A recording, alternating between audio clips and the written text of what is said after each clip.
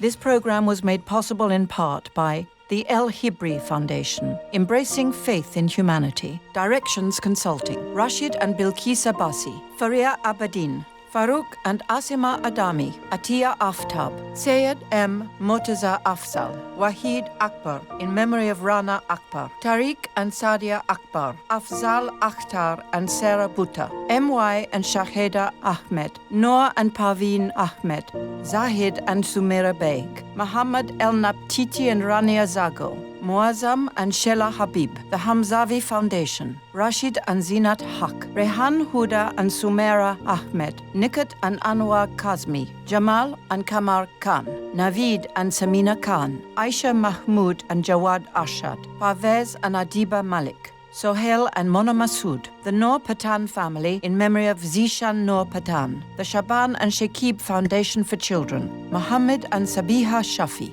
in memory of Munir I. Sheikh and Tarek M. Sati, Dina and Walid Suleiman, Sajid and Simi Sayed, Ibrahim Uyar and Nurgul Yavuzer, Khaled Yahya and Iman Morgan, and the Pioneers Club of Unity Productions Foundation. In 1939, World War II exploded across Europe. The Second World War was the largest single event in human history. 55 million people were killed. As civilization in Europe collapsed, one brave woman fought against the tide of war. She saw that the Second World War presented an existential challenge. It became the overriding moment of truth. She faced the greatest evil in all of human history. Could she survive?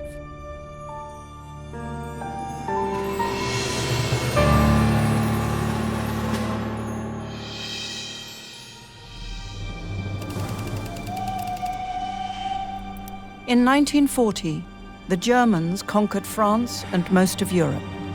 The Second World War had begun. 2 years before the Americans entered the war, Britain was on its own.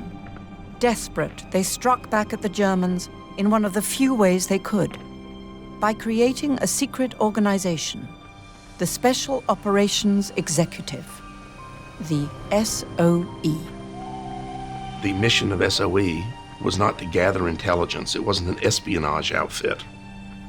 It was, quote, to set Europe ablaze. It was to carry out sabotage, blow up trains, blow up boats, canals, railroads, to make contact with resistance groups in occupied Europe, which could then be supplied from Britain.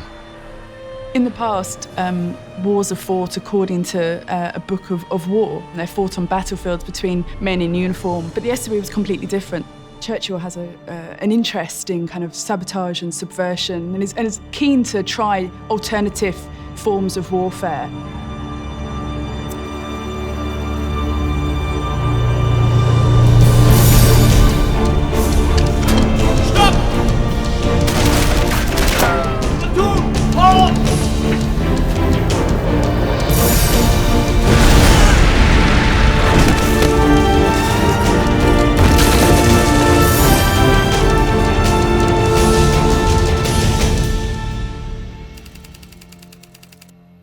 This alternative warfare opened up a surprising opportunity for one SOE recruit, Noor Inayat Khan, the daughter of an Indian father and an American mother. This is the first opportunity, really, I think, for a group to actually employ women and deploy them in an operational capacity. To her fellow trainees, Noor was a mystery. A petite woman with a Muslim name, a refugee from German-occupied France.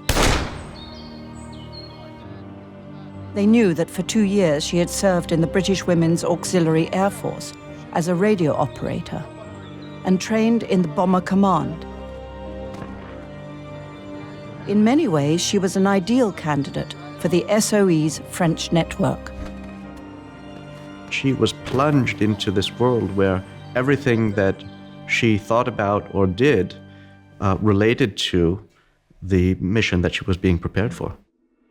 Surviving War Office documents describe Noor as emotional and imaginative. Her superiors remarked on her selfless dedication. The motive for her accepting the present task is apparently idealism. She was longing to do something more active in the prosecution of the war, something which would make more call on her capabilities and perhaps demand more sacrifice. There was something that seemed almost unworldly about her, which struck them as exotic.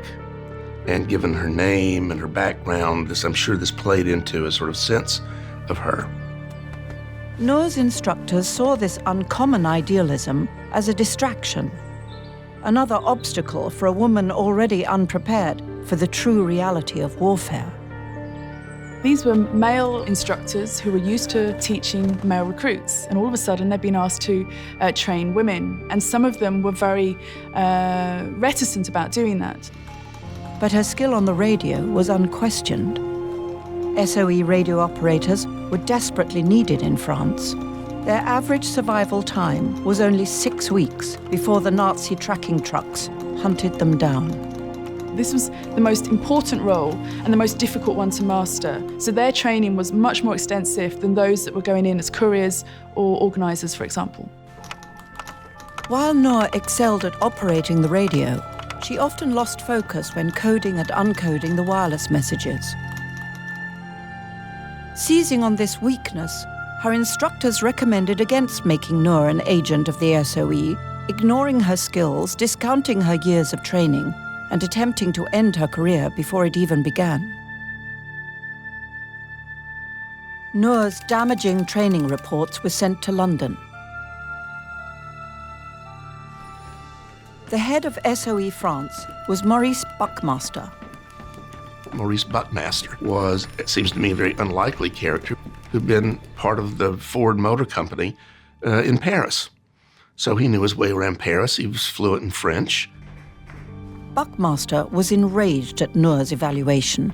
He needed every radio operator available. Get me Marx.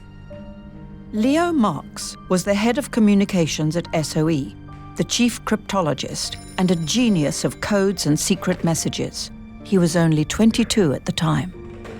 He was essentially given the entire task of figuring out which codes to use, how to train agents to use them, and how to train an army of cipher clerks in how to decrypt those codes. And that was a big task for somebody who was essentially the age of a college student. And his skill was that he could communicate with agents and teach them how to use these codes. This clip is from our film Enemy of the Reich. To watch the full film, check the description for details. And please support our work by subscribing.